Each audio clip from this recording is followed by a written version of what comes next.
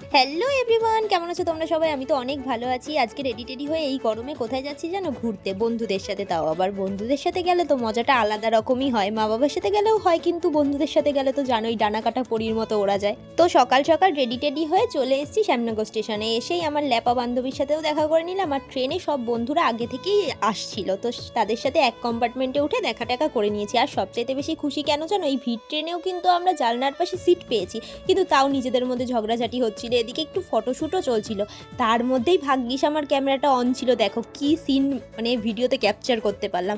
এই ঘাটটা দেখে তো তোমরা এবার আস্তে আস্তে গেস করেই নিয়েছো যে কোথায় যাচ্ছি। হ্যাঁ, যাচ্ছি প্রিন্সেপ ঘাটে। আর প্রিন্সেপ ঘাটে যাওয়ার পথে রাস্তাগুলো এত সুন্দর, কি বলবো। আমি জানলার পাশে মানে দেখতেই চলে যাচ্ছিলাম, দেখতে এত ভালো লাগছিল। আর এই ঘাটটা যেখানে বোধহয় গঙ্গা আরতি হয়, আমি ঠিক নামটা জানি না, তোমরা কেউ জানলে কিন্তু কমেন্টে জানিও। আর হাওড়া ব্রিজের এই দৃশ্যটা আমি কোনোদিন ভুলবো না। সত্যি বলতে প্রিন্সেপ ঘাট জায়গাটা কিন্তু আমার খুব ভালো লেগেছে। এই গরমের মধ্যে গাছপালার এত সুন্দর ঠান্ডা ওয়েদার, কি বলবো তোমাদের। দেখতেই পেলে বন্ধুদের সাথে লাফ মেরে প্রিন্সেপ ঘাট স্টেশনে নেমে গেলাম। আর হাওড়া ব্রিজের সামনে ফটো তুলবো বলে তো আমি একটু ঘুরেই নিলাম। আর বন্ধুদের সাথে এসছি, মজা তো হবেই। তোমাদেরকে বলে রাখি, প্রিন্সেপ ঘাট আসার ডিসিশনটা কিন্তু আমার ছিল। সবাইকে আমিই বলেছি চল প্রিন্সেপ ঘাটে যাবো, ঘুরতে যাবো প্ল্যান করছিলাম। কোথায় যাব কেউ কিন্তু বলে উঠতে পারছিল না, বুঝে উঠতে পারছিল না যে এখানে যাব ওখানে যাব।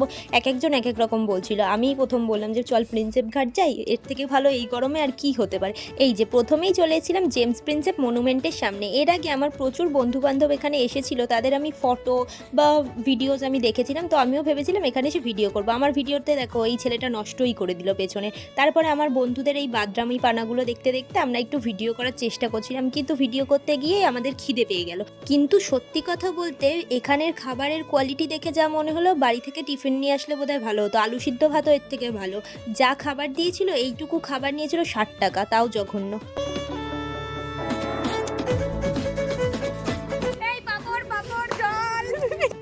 এরপরে কি খাওয়া দাওয়া করে তো পেট ভরেনি, তাই দুঃখে আমরা আরও ঘোরাঘুরি করছিলাম। এখানে কিন্তু খুব সুন্দর অ্যাস্থেটিক ফটো তোলার জায়গা ছিল। আমরা দেখলাম এখানে প্রি ওয়েডিং শ্যুট হচ্ছে। সেই শ্যুট দেখে আমার নিজেরও একটু ফটো টটো তুলতে ইচ্ছা করছিল, কিন্তু কেউ তুলে দিচ্ছিল না। আমার বন্ধুরা আমাকে পাত্তা দিচ্ছিল না, তাই আমার মুডটা খারাপ হয়ে গেছিলো আর কি।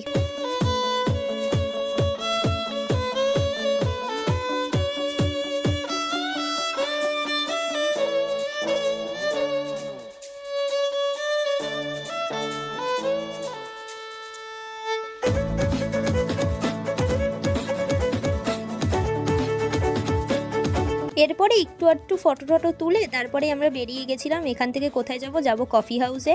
এখানেই দেখতে পেলাম যে হলুদ ট্যাক্সির সামনে ফটো তুলবো না, এটা হতে পারে? তো আমরা ট্যাক্সি করেই চলে এসেছিলাম কফি হাউসে। সত্যি বলতে এই ভেতরে যে এটা coffee house, Indian coffee house, সেটা তো ভাবতেই পারিনি। কিন্তু ভেতরে উঠে আমরা তো জাস্ট অবাক। আমার সত্যি অনেক আসার ইচ্ছা ছিল কফি হাউসে, প্রথম থেকেই কলেজে ওঠার পর থেকেই ইচ্ছা ছিল, কিন্তু আসা হয়নি, কারণ আমি লকডাউনে কলেজে ভর্তি হয়েছি, সব বন্ধ ছিল, কোথাও ঘুরতে টুরতে পারিনি। কিন্তু কফি হাউসে এসে সেই আশা আমাদের মিটে গেছে। মনে হলো কেন এলাম। অ্যাম্বিয়েন্স একেবারেই ভালো না। এই যে দেখতে পাচ্ছ খুশি মুখগুলো, এখান থেকে বেরানোর পরে সেই মুখগুলো একেবারে নষ্ট হয়ে গেছিল। খাবারের কোয়ালিটি থেকে শুরু করে কফি হাউসের কফি কিচ্ছু ভালো লাগেনি। বন্ধুরা এসেছিলাম মজা করবো বলে, চাউমিন নিয়েছিলাম আমরা, চিকেন চাউমিন, যার মধ্যে চিকেন তো দেখতেই পাওয়া যাচ্ছে না। আর জল কিনতে আমরা ফতুর হয়ে গেছি। আর কফি, সে কফির আর মানে টেস্টের টও নেই, তাই জন্য বেশি করে চিনি মিশিয়ে নিলাম যে যদি একটু মিষ্টিটা মুখে আসে।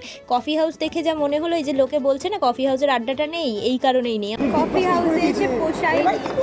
আমরা সব বন্ধুরা আলাদা আলাদা কফি নিয়েছিলাম টেস্ট করব বলে, কিন্তু কারোরই কফি একেবারে ভালো লাগেনি। এখানে আমরা সেটা নিয়ে গজিপ করছিলাম। আর অ্যাম্বিয়েন্স এতটাই জঘন্য যে সবাই ওপেন বসে সিগারেট টানছে, এই টানছে, যেই কারণে আমার একেবারে ভালো লাগেনি। ফ্যামিলি নিয়ে যাওয়ার মতো তো একেবারেই নয়। বন্ধুরা আমি যেই সব মানুষদের সাথে মিশি তাদের মধ্যে কেউ এরকম অ্যালকোহলিক নয় বা সিগারেটও তারা খায় না, তো আমাদের সেটা পোষায়নি। তাই জন্য মুড খারাপ করে আমরা সেই জায়গা থেকে বেরিয়ে গেলাম আর চলে এলাম শিয়ালদা স্টেশনে। এই গরমে ঘেমে চেমে কি অবস্থা দেখতে পাচ্ছ তো।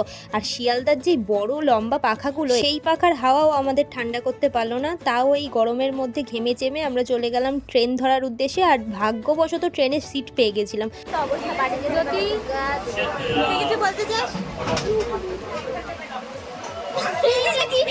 দেখতেই তো পাচ্ছ গরমের মধ্যে আমাদের অবস্থা অনেক খারাপ হয়ে গেছে। চলো আজকের মতো টাটা, দেখা হচ্ছে পরবর্তী ভ্লগে। ভিডিওটা ভালো লাগলে লাইক করে চ্যানেলটা সাবস্ক্রাইব করে পাশে থেকো। টাটা।